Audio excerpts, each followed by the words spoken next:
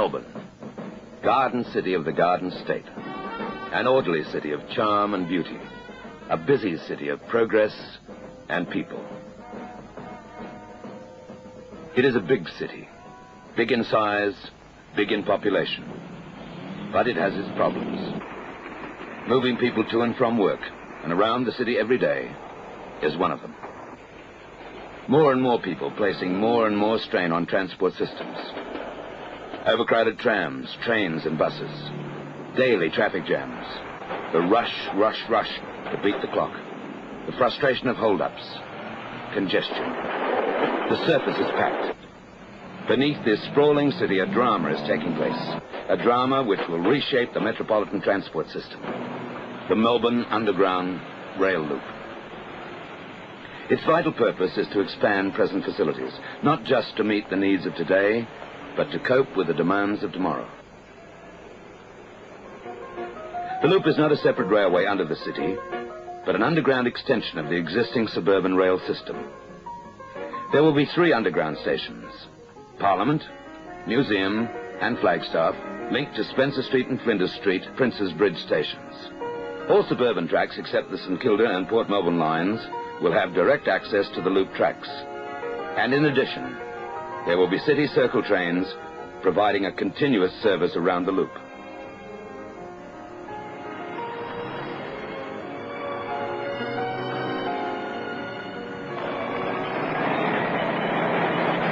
Train travelers served by 5 city stations will have convenient access to business and commercial houses and shops in the city and adjacent districts.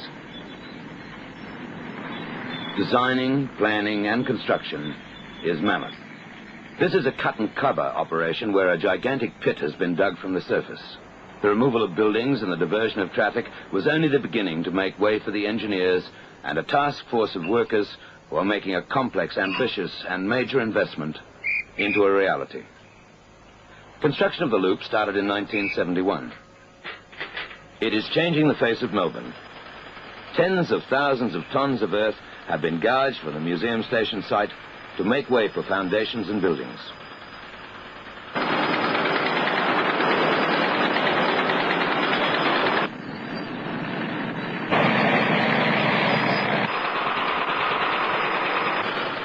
The loop is not simply one underground tunnel. There are 4, each linking the 5 city stations and designed to serve a specific group of suburban railway lines.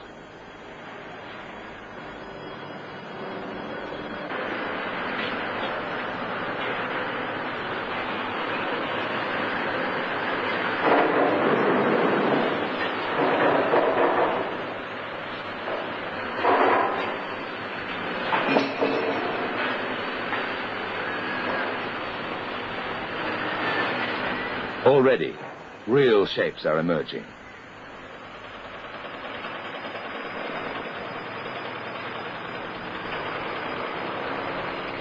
Behind the frontline troops, the 1,500 workers who are mining and building, tunneling and constructing, are the backroom boys.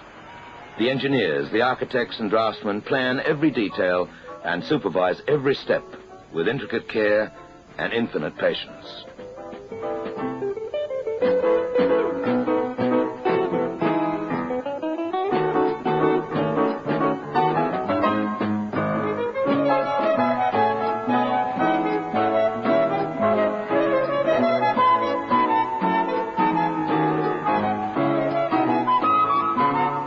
There is a universal fascination in trains, model or life-size.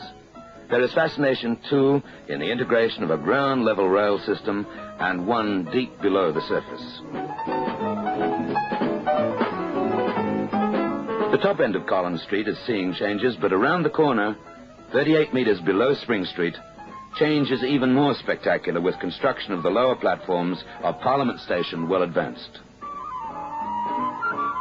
An architect's model highlights features of one entry to the city's transport system, a huge and vital investment in the future. An investment which will produce dividends of streamlined travel for the people of Melbourne.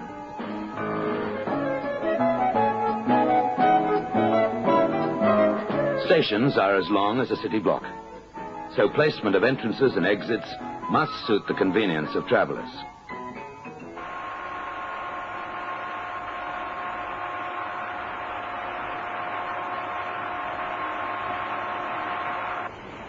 The Minister for Transport and the Chairman of the authority are frequent visitors to the project. Progress can readily be inspected from one of the narrow-gauge work trains.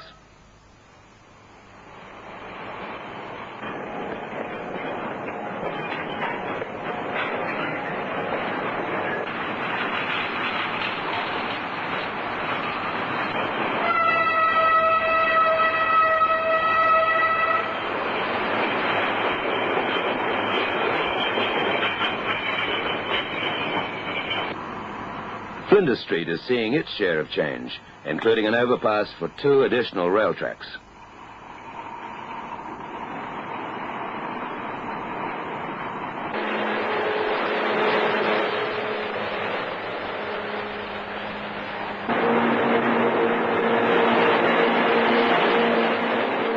Flagstaff Station progresses. The platforms, the escalators, concourses, stairs and ramps.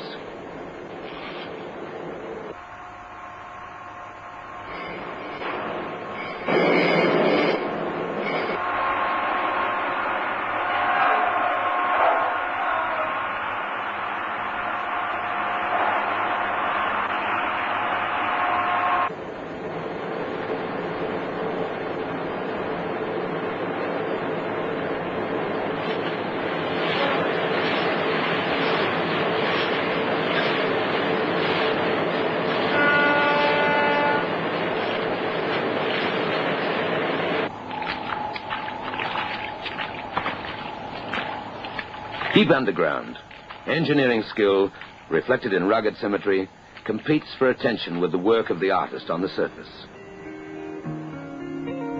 Moomba, a time for getting together and having fun, for looking at the work of local artists, for spending leisure time in the bright sun.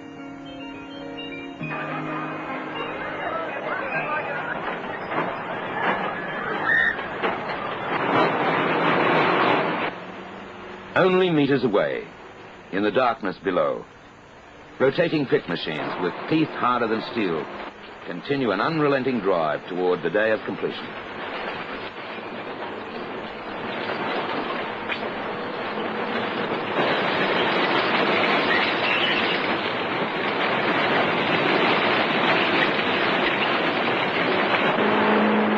The staccato of pneumatic drills shatters the eeriness as man and his tools come to grips with the Earth's stolid toughness.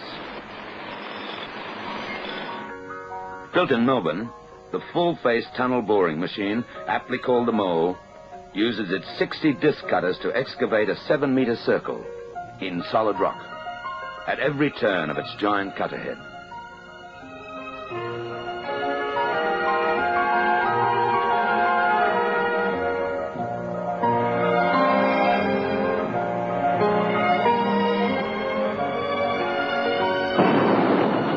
Breakthrough.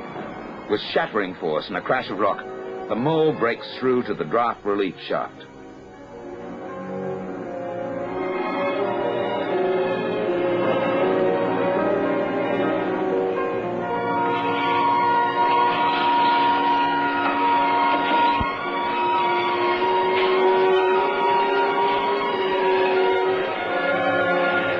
There is much to be done.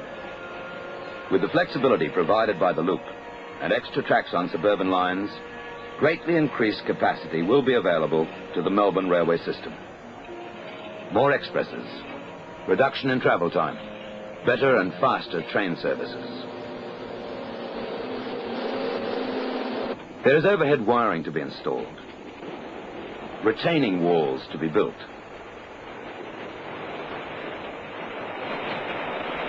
signal gantries to be erected,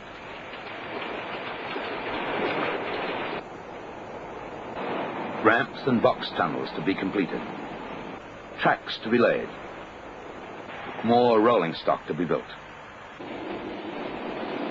additional communications equipment in an era of electronics. The project is an exemplification of cooperation and coordination on a grand scale between 1,500 people of many disciplines.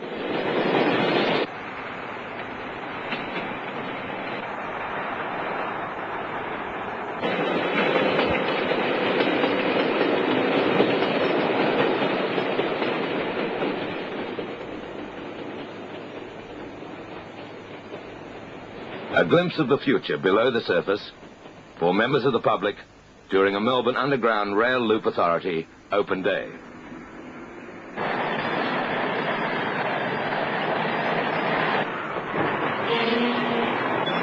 Above ground, there is ample evidence of activity and a pattern of progress.